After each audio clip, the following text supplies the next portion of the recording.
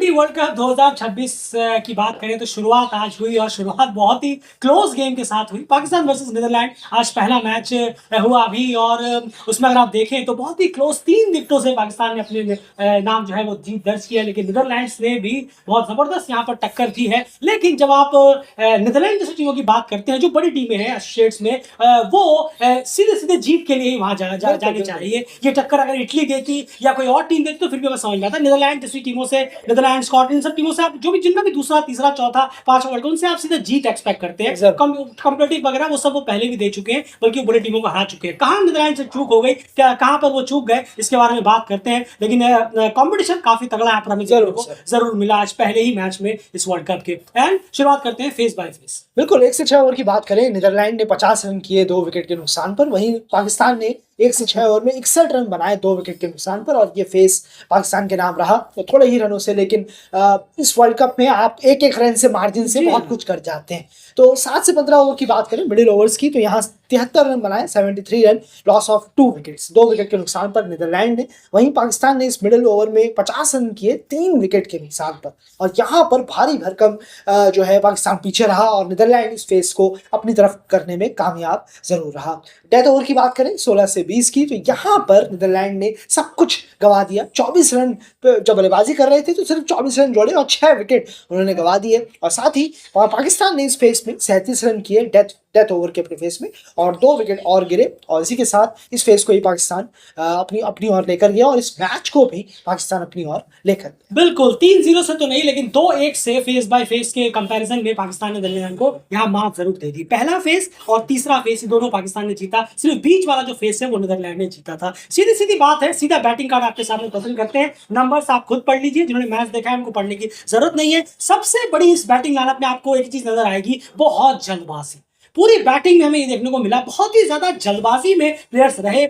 कुछ शॉट्स आने के बाद फिर से वो रिपीट करना, फिर एक्सेसिव एग्रेसिवनेस के चक्कर में उन्होंने जो उनकी जो इनिंग्स है वो इस तरीके की रह गई है, जहां पर 24, 30, 20, 37, खास करके जो टॉप 5 बल्लेबाजों की इनिंग है, ये इनिंग्स और बड़ी हो सकती थी। इनमें से कम 2 इनिंग बड़ी होती तो स्कोर 170, 180 के आसपास जाता, जो बहुत काम आता है लास्ट में, जो कि हम और आपने सबने देखा है। तो क्लियर कट है, सबको स्टार्ट मिला, सबने अपने कुछ अच्छे शॉट्स भी खेले, चाहे वो स्कॉट एडवर्ड्स हो। स्कॉट एडवर्ड्स ने भी अपना विकेट थ्रो किया, स्वीप में मारने के लिए गए, बहुत एक्सेसिव में कहा एक्सेसिव एग्रेसिवनेस के चक्कर में प्लेयर्स ने अपने विकेट्स गवाए हैं। माइकल लेविट का विकेट ही वो क्यों ना हो, मैक्स ओडाउड हो, बेस्डी लीड हो, एक्करमैन को तो खैर क्लीन बोल्ड मारा गया, एडवर्ड्स हो, तो डेफिनेटली यहां पर और बेटर थोड़ा सा डीप जाने की कोशिश करते, थोड़ा मैच को और खींचते, लास्ट में फिर अटैक करते। आप देखिए वहीं पर फहीम अशरफ जो पाकिस्तान के रहे, डीप में जाकर उन्होंने फिर मैच पे अटैक करना शुरू किया। उसकी बात बाद में करेंगे, उनको एक सपोर्ट भी मिला। लेकिन ये सबसे बड़ी गलती नीदरलैंड्स की आज की बल्लेबाजी में हुई है। थोड़ा अगर ऊपर के बल्लेबाज नीचे और जाने की कोशिश करते 18, 19, 20 ओवर तक, तब बहुत ज्यादा टीम से बेटर होता, और 20-25 रन डेफिनेटली नीदरलैंड यहां पर शॉर्ट कर गया, इसमें कोई दो राय नहीं है। उसके बाद एंड बॉलिंग यूनिट की बात करते हैं, पाकिस्तान के कौन कौन से हाईएस्ट विकेट टेकर्स रहे। बिल्कुल, Salman Mirza highest wicket taker रहे, 3 विकेट उन्होंने निकाले। लेकिन साथ ही मोहम्मद नवाज, अबरार अहमद और सैम अयूब ने 2 विकेट रेस्पेक्टिवली निकाले। स्पिनर्स का खासा यहाँ देखिए हम बोलबाला रहा, लेकिन वहीं सलमान मिर्जा भी अच्छे ग्लिम्स दिखाने में कामयाब। बिल्कुल सही कहा, और स्पिनर्स पे ही थोड़ा सा डाउनलोड रही है नीदरलैंड्स की टीम। अगर हम बात करें 6 विकेट स्पिनर्स ने लिए हैं और 4 विकेट यहाँ पर जो है पेसर्स ने निकाले हैं। तो खैर ये बॉलिंग का सूरत हाल रहा। अब बल्लेबाजी की जहां तक बात करें पाकिस्तान के, तो नंबर्स वगैरह ये आपके सामने है। साजिद अफरान ने 47 रन की एक अच्छी शुरुआत उन्होंने टीम को जरूर दिलाई। सैम अयूब ने भी तेज तरह शुरुआत दिलाई थी, लेकिन वो भी देखिए सैम अयूब और अगर आप देखेंगे सलमान आगा, बाबर आजम, इनके विकेट वैसे ही गिरे हैं कि थोड़ी बहुत स्टार्ट मिलने के बाद ये अननेसेसरी और ज्यादा स्ट्राइक के लिए गए हैं। जब बाबर आजम का विकेट गिरा, उसमें शॉट की जरूरत नहीं थी, वो फिर भी हवाई फायर करने के लिए गए। तो वही मैं समझाने की कोशिश कर रहा हूं कि नीदरलैंड्स ने भी वही किया। अगर वो भी थोड़ा बहुत पेशेंस दिखाते तो आराम से वो 170 करीब स्कोर लगा सकते थे। जो अनफॉर्चुनेट देखिए दिक्कत बाद में पाकिस्तान को भी वही हुई, उनके कुछ प्लेयर्स हवाई फायर करने ज्यादा ही चले गए, तो टीम का चेस जो है वो मझधार में लटकता हुआ नजर आया, जहां पर फहीम अशरफ ने एट द एंड जाकर 11 गेंदों में 29 कर टीम को जीत दिलाने में यहाँ कामयाब रही। अब यार मैं सीधे बात पूछना चाहूंगा आपसे बॉलिंग यूनिट के बारे में। 147 में डेफिनेटली बॉलर्स ने जितना हो सका अपनी तरफ से जरूर किया। क्या कहेंगे आप, कौन सा वो ओवर रहा, क्या रहा?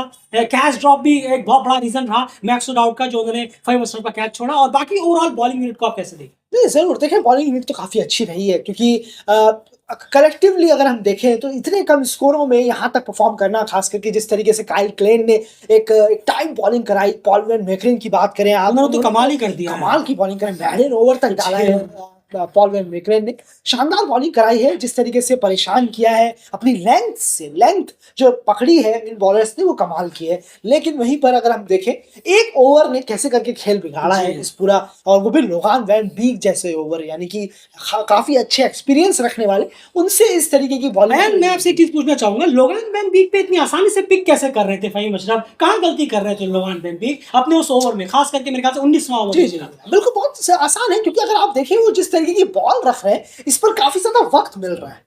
या तो आप, क्योंकि अगर आप बल्लेबाज को वक्त देंगे तो आराम से आपको रीड कर मार सकता है, और यही चीज फहीम अशरफ के केस में था। अगर आप जिन्होंने मैच देखा है आप देखेंगे तो वो फौरन बल्ला नहीं चला रहे थे, यानी कि ना ज्यादा तेज आ रही है और ना ही बहुत ही स्लो आ रही है, एक अच्छी लिमिटेड से वो बॉल को पढ़ पा रहे हैं और वक्त मिल रहा है।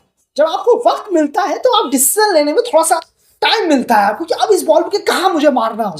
लेकिन जब दो चीजें हो, कोई कटर हो तो उसमें आपको दिक्कत होगी, जो लोगान वैन बीक ने या नहीं बेस्टी लीड ने अगले ही ओवर में 20वें ओवर में एक बॉल डाली थी, शॉर्ट बॉल एक थी वो कटर टाइप की, उसमें फहीम अशरफ गच्चा खा गए, उन्हें पता ही नहीं चला मारना किस तरफ है। लेकिन और एक चीज जो स्पीड के साथ होती है, अगर आप अच्छी लाइन रखें और स्पीड हो आपकी बॉल में तो भी बल्लेबाज को वक्त नहीं मिलेगा आपकी अच्छी लाइन के हिसाब को पढ़ते हुए, वो पढ़ नहीं पाएंगे। लेकिन यहाँ पर इस केस में दोनों ही गायब थे, एक अच्छी स्पीड विद लाइन और ना ही कटर्स विद प्रॉपर लाइन, ये दोनों चीजें हमें नजर नहीं आई।